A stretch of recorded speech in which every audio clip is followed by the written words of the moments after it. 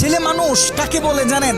যে তার নিজের কলিজা ছেঁড়া কষ্ট ভাতের লোকমার সাথে প্রতিনিয়ত গিলে খায়, তাকে ছেলে মানুষ বলে। একটা ছেলে যখন বড় হয় সে তার নিজের বাবাকে গিয়ে এই কথাটা বলতে পারে না, বাবা আমি প্রচুর পরিমাণে ডিপ্রেশনে আছি, আমি অনেক সমস্যার ভিতরে আছি, আমার একটু তোমার সাপোর্টটা দরকার, কারণ তোমার ছেলের তুমি ছাড়া এত আপন তো আর কেউ নাই। বাবা তোমার ছেলের মাথায় একটু হাত বুলিয়ে দাও, সামান্য সময়ের জন্য হলেও তোমার ছেলেকে একটু বুকে টেনে নাও। তুমি যদি একটু আমাকে তোমার বুকে টেনে নাও তাহলে আমার কষ্ট অনেকটা কমে যাবে। ছেলেরা এই কথাগুলো কখনোই তাদের বাবাকে গিয়ে বলতে পারে না। ছেলেরা কখনো নিজের মাকে জড়িয়ে ধরে কান্না করতে পারে না, because people say boys don't Cry. ছেলেদের মুখে কান্না মানায় না, এ কারণে ছেলেরা নিজে কষ্টে পড়লে কাউকে একটু কান্না করেও বলতে পারে না। খুব খেয়াল করে দেখবেন, একটা ছেলে খাবার খাওয়ার আগে যে কখনো প্লেটটা ধুয়ে খাবার খায় নাই, এই ছেলেটাও নিজের সবটা দিয়ে চেষ্টা করে নিজের ফ্যামিলি, নিজের প্রিয় মানুষটার মুখে হাসি ফোটানোর জন্য। অনেক ছেলে দেশে পরিশ্রম করে, অনেক ছেলে প্রবাসে বছরের পর বছর নিজের ফ্যামিলি, নিজের প্রিয় মানুষের মুখে হাসি ফোটানোর জন্য পড়ে থাকে।